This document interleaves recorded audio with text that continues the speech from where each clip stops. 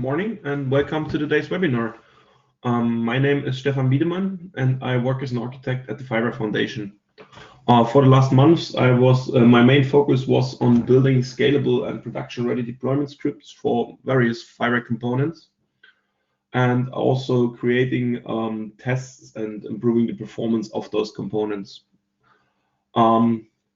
That's what we will talk about today. How to set up scalable deployments of FIWARE components. But before we will start, one thing that I want to make clear, I will not provide any silver bullets for scalability today, because I don't think there are any. Our use cases differ, and the same is true for our strategies to scale, as you will see in the webinar.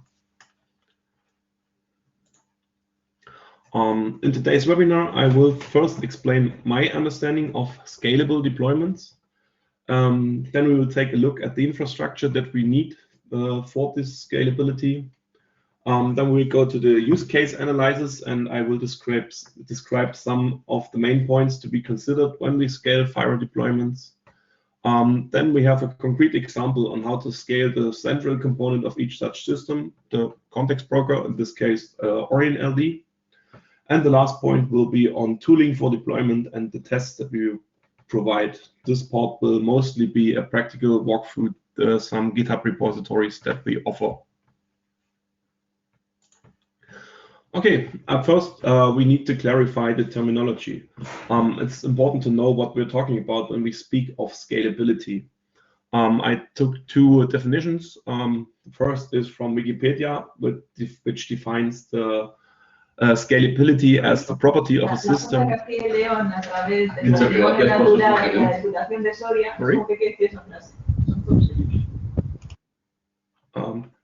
Which defines the scalability as the property of a system to handle a growing amount of work by adding resources to the system.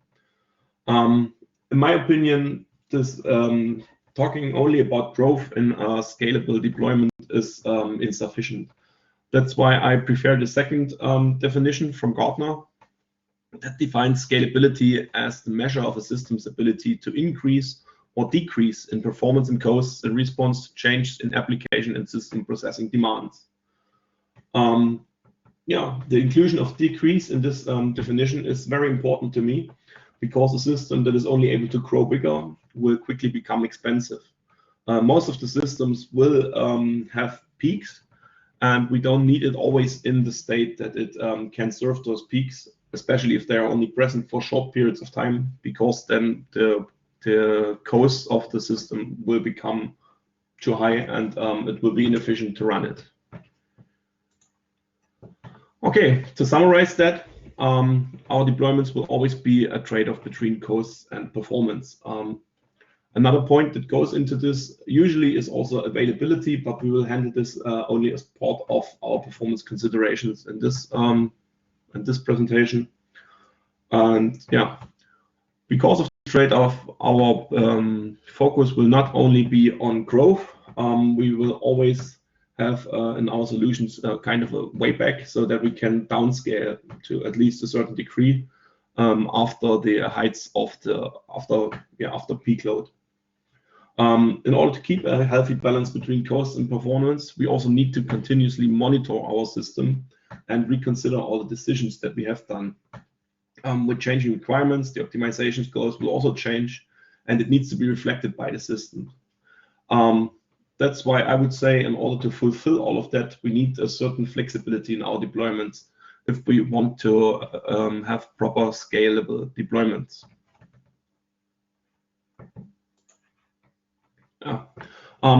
Without the proper infrastructure, we won't get this. So we won't neither reach scalability nor being flexible enough to really adapt to the requirements. Even for computational resources are usually the base of our infrastructure. We need to be aware that infrastructure is more than only CPU and RAM. For operations of such deployments, we need a tooling that reflects our need for flexibility, and that is also able to scale with our workloads. In order to also monitor and reconsider our decisions, as mentioned before, we also need to provide tooling that allows us insights into our environments. And we also require something that that basically supports our workflows and allows us to quickly react on those changing requirements. You can see two examples for a central dashboard of an environment down here. On the left side, it's an OpenShift dashboard. On the right side, it's a plain Kubernetes dashboards. They are usually a good starting point for gaining insight into the cluster and into our whole deployment.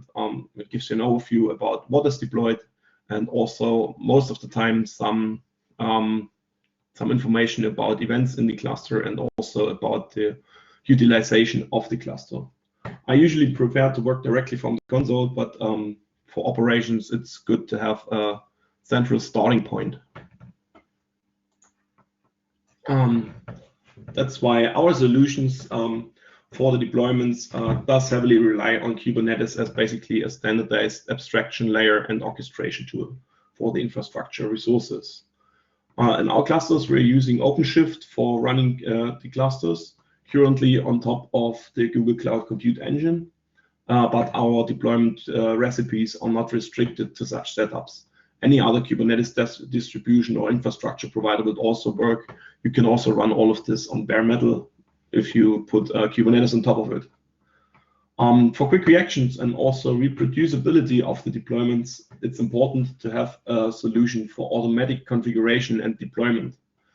That's why we provide Helm charts for the components. We decided to use Helm since it's basically a templating mechanism on top of Kubernetes manifests. It's supported by the Cloud Native Computing Foundation and therefore pretty much common in most of the Kubernetes environments. Yes, the charts do not only provide a way to manage the configuration, but it also can help us with operational aspects like downscaling the environment again or upscaling it, and also with updates. The ability to update an application is an often overlooked point in high load scenarios, because in such scenarios it's usually not feasible to turn off the component and replace it with a new version of it, because you will then stack up pending requests. Therefore, the environment should support rolling updates, so that you can gradually replace the component by with new versions. For actually applying the configurations, we currently do not use GitOps tools like, for example, Argo CD or Flux CD in our clusters, but we do plan to do this in the future. If you start with setting up such an infrastructure or such a cluster, it's something that you should at least consider as an option. Beside that, operational tooling for logging, monitoring, and alerting is required. We're using the features that OpenShift brings us for free here. They mostly use Elasticsearch and FluentD for logging. Monitoring and alerting is based on Thanos, Prometheus, and Grafana. Yes, all those components are not really restricted to OpenShift. They can easily be used in any environments. Most of them are also Cloud Native Computing Foundation projects. In addition to those options, you should also know about the capabilities that your infrastructure provider brings to you. Providers like GCP, AWS, Azure, or basically anyone else, most of the times provide tooling for logging, for example, for logging and monitoring out of the box. You need to carefully configure this and take a close look on the code, because it can get expensive if it's not used in the right way. You should not underestimate the importance of this tooling. It's usually nice to have the ability to serve very high load, but it also can be frightening if you not have the infrastructure to manage all of this load. Okay. Beside the tooling, there are also a couple of other things that should be thought about when setting up the infrastructure. First is the ingress controller, which is usually the main point where all the load hits your cluster. It needs the ability to scale at least at the same pace that your application will scale. All traffic will go through them, so they should not become your bottleneck.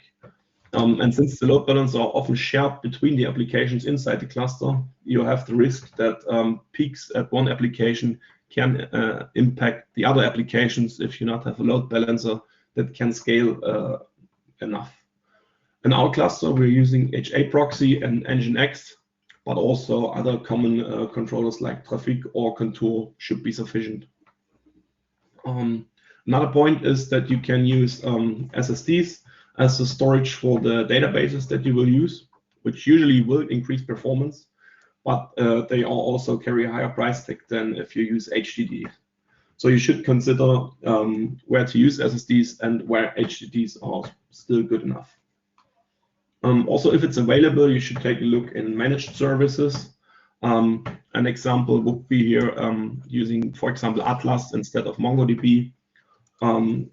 Or if you really want to set up Kubernetes yourself instead of using one of the managed Kubernetes offerings. That will reduce the operational work that you have to do, but it obviously will increase the costs at the provider.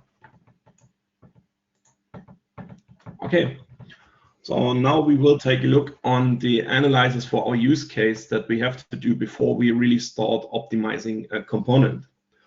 As you probably know, one of the strengths of the FIWARE components is the variety of use cases that they support. That's a good thing, but it's also a challenge for scalability. Not every configuration that we can make is a good solution for every use case, and there are some that might have a negative impact on some parts while they increase the performance in other use cases. Thus, we need to decide on metrics that we want to optimize for before we start. I list some of the logical metrics here, and they should be continuously observed and also reconsidered. Yeah, but if you don't make these decisions and instead target on having the high performance for every possible functionality of the NGSI-LD API, you have to oversize the whole cluster, and then it will become very expensive and inefficient. What I listed here does more or less apply in every use case. Depending on the concrete use case, there are probably more, but this should provide a good starting point. As you might know, the NGSI-LD API offers quite a wide range of retrieval and querying operations, and also different methods to write into it. A good check to start with, therefore, is if you require high-frequency updates in your use case, or if you rather have a lot of parallel requests, be it retrieval or update. Yes, because if you have high-frequency updates, you will require another connection configuration for the broker than you should do for the parallel retrieval requests. Usually you will have a mixture of both, but it definitely will help if you know where the focus is. It also makes sense to think about the general proportion between read and write requirements that you have. Complex queries, for example, will put more pressure on the database, while if you have a lot of parallel retrievals, with let's say single entity retrievals, that's much more easy for the database to handle, but you again have to do more in terms of connection handling for the broker. If you in general do optimize for read operations, you have options like read replicas or in-memory replication that can improve the performance, while it, for example, won't have any positive impact on the write scenarios. And the last point that you also should look at is the kind of updates that you're expecting. NGSI-LD allows different methods, like full entity updates, partial updates of an entity, or even batch updates. And that also makes a difference. If the use case requires single entity or attribute updates with a high degree of parallelism, again, the configuration of the connection pooling is important, while it's not so much a point if you use batch updates. If you use big batch updates, you should more increase the memory of the broker especially of the individual replications of the broker, because yeah, sometimes you can run out of memory in your instances if you not do this. Besides deciding on the metrics, the NGSI features that you plan to use is also important. I took out two of the, I would say, main features that can impact performance, subscriptions and temporal representations. And you should decide before what you need for them and how much you want to optimize for this. Subscriptions are quite important and powerful in the API, but they also can easily harm the overall performance if you not correctly use or configure it. If you want to use subscriptions, it's important to think about how the typical subscriber will look like. If you have a lot of subscribers that only receive some data each, this will require a different connection pool for the notifications than if you have only very few subscribers or even one. Such a single or few subscriber use case would, for example, be the usage of additional components like Quantum Leap that are usually notified through a subscription. Orion provides very fine-grained options for configuring this, and it can make a huge difference. You should take a close look to the performance manual that I linked down here for all the detailed options if you have to optimize for those cases. Another interesting but also potentially impactful feature is the temporal representation of an entity. It's a quite new feature of Orion, and it's available starting in version 0.7.0. But if you use temporal representations, you will need an additional timescale DB as database backend for the temporal representation, and therefore additional resources. So the first thing is to decide if you need historical data at all. If not, you should simply disable that feature, and yeah, then you don't require that resources. If you want to use temporal representation of entities, you should decide if you need the full history of all entities, or if you only need a subset, maybe even with a reduced density of your history. If that's the case, using an external component like Quantum Leap via subscriptions, where you can do some pre-filtering, might be a good solution instead of using directly the temporal API from Orion. If you use the temporal API itself, you should be aware that the size of the database will have an impact over the time. Because if you get constantly historical data flowing in, the database will grow. Therefore, you should also think about stuff like data retention or maybe downsampling after a certain time, so that you can reduce the overall amount of data inside the database. For long history, that might also make sense to split the database into hot or cold storages. Yeah, I will also not dig too deep into that, because you should have a look at the database documentation for those optimization options. Okay, now we want to discuss on how to actually scale Orion-LD. I will only focus on the broker here. Additional components like, for example, the security framework might be a topic for future webinars. If you found out in your analysis that you require high write performance, we have a couple of options that I will mention here. The first thing that should be done in any setup is setting an additional index on ID. Usually an index might sound counterintuitive if you want to improve write performance, since it usually decreases the performance for writes. But Orion always does a lookup at the database before writing to it. Thus, it greatly benefits from this index. The next thing is that I would recommend to use SSDs on the MongoDB, especially if you're not using a managed offering. That's not so important for timescale DB, but it makes a real impact if you use it on Mongo. As you can already guess by those optimization, Orion's performance, especially in terms of write, is very much dependent on the performance of the underlying MongoDB. Usually every single replication of Mongo requires about 2 times the CPU of Orion, which sums up to 4 times of the CPUs if you factor in a simple replication of 2. Therefore, it's very important that you have an idea on how to scale MongoDB properly.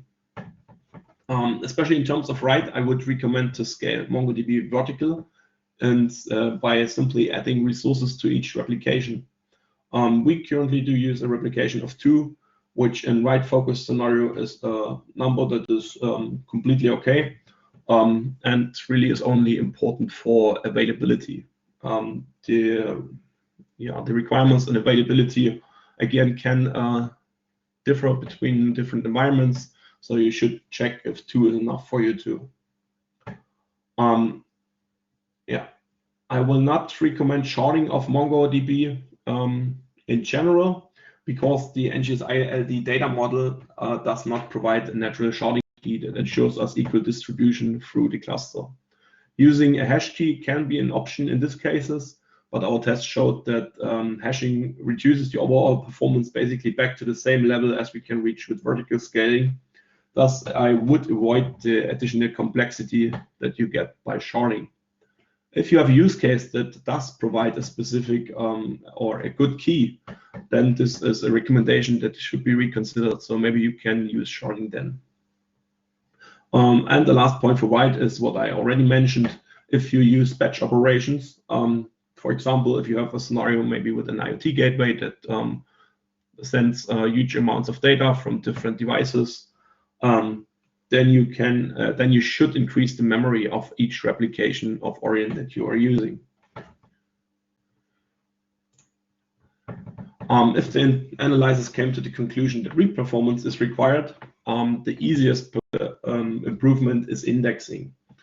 You should review your data model and the queries that you expect and set indexes to specifically optimize the performance for those.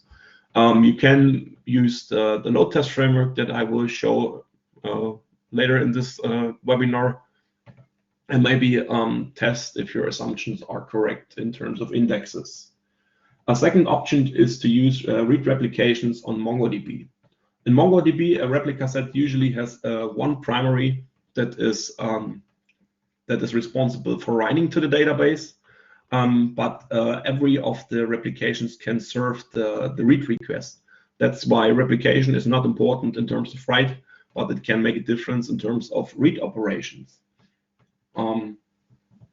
So scaling out the Mongo instances through multiple replications can help a lot in terms of read performance. If enough memory is assigned to each individual replication, the queries also can be served directly from the memory without any I/O involved, which also can help a lot. Another option that can be used, at least if you use an enterprise version of MongoDB, is the in-memory database engine for MongoDB instead of the usual WireTiger, which also can again improve the read performance. Okay, then after planning and the whole installation and setting it up, it usually makes sense to test the assumptions that we've taken. In order to do that, we have implemented a set of load tests that can run against any implementation of the NGSI-LD or NGSI V2 API. It should help you to find out if your setup can handle the planned load, or at least to learn about the boundaries of your installations. We did build the tests based on the Gatling framework. Gatling is an open source framework for load testing that does support a high degree of parallelism and offers a domain-specific language so that you easily can implement tests in Scala. Besides that, it also produces some nice graphics. You can see some examples down here. And those reports that it creates allows you an in-depth analysis of your test runs. The framework also supports you to run the tests in different configurations, for example, scaling up and down the load that you want to apply to the cluster that you have. All our tests are available in GitHub, and you can run them yourself using Maven, which is a tool out of the Java universe, or via a Kubernetes job in Helm. Any other Gatling execution tool should also work too. We mostly tested the other tools. For running high load scenarios, I would recommend running it via Helm. The scenario will then be scaled out automatically over multiple pods by the chart and thus report to a central instance inside the cluster, which aggregates and serves the full report then. That will take out the network of the load generator as a potential bottleneck. But you should be aware then that your traffic will not go through the external load balancers or through the ingress controllers. Thus, you need to ensure their scalability in a different way. Our repositories do also provide reports and test executions that we already run in our clusters. They will run on different workloads and should provide a reference for you to choose the right size of the cluster. The reports include the detailed descriptions of the application configuration and the infrastructure so that you can also reproduce them yourself. As mentioned, the performance is very tightly coupled to the databases, so we also provide the configurations for the databases that we use. We did not yet execute tests on managed databases, but you can use the tests to run them if you plan to use such a database. Okay, so as promised, I will now go directly to the repositories to give you a short walkthrough. We will start with the Helm chart repository. I hope you can still see my screen. Yes. Okay, the first one is our Helm chart repository, which will provide you with the recipes for running the components inside the Kubernetes cluster. We currently offer charts for API umbrella, some components out of the business API ecosystem, for 2 IoT agents, for Keyrock as an IDM, for Mintaka as the component for temporal retrieval, and for Orion itself. The Orion chart can be used for Orion-LD and also for the Orion provided by Telefonica. And yeah, it's a typical Helm chart with the documentation that you usually can expect from such a chart. Yes, not much more interesting about the chart repository here, I think. We're always open for contributions if you have additional charts that you want to add, but for now, that's what we already have available. We run all the charts inside our cluster, so they, yeah, we're pretty much sure that they work. Yeah. The next repository that I want to show is the load test repository. It offers the tests that I mentioned before, the Gatling tests. You will find detailed information on how to run the individual tests, either locally via Maven or via a Helm setup, as I mentioned. And then you will find the descriptions of the different scenarios that we offer. You can implement new scenarios yourself in this framework. Code looks similar to this. So we provide some convenience methods and then the detailed actions that are done on site of the at the NGSI API. The description of the scenarios can be found here. So we offer scenarios for updating single values on entities. We have a scenario for batch updates or for updates with active subscriptions, because this will definitely make a difference if you have subscriptions or not. We do offer some retrieval tests for single entity gets or queries of various complexity. Another point that we also offer in the test framework is the measurement of notification latency. Notification latency do we define as basically the time span from a data point sent by the client until it's received by a consumer. In our case, the test framework does have the Gatling client to send the update from an entity, creates a timestamp inside the entity, then send it to the broker. The broker will notify the subscriber. In this case, we are using Telegraph with an InfluxDB backend here, because we can size it in a way that the subscriber will not become a bottleneck and therefore slow down Orion itself. And Telegraph will create a receive timestamp and offer the latency basically inside the InfluxDB that can be queried with Grafana later, so that you can find out how long will it take from your data point until it receives it's received at your subscriber. Yeah, there are also 2 scenarios implemented for this, and you can find the reports for such test runs also inside this repository in the test reports folder.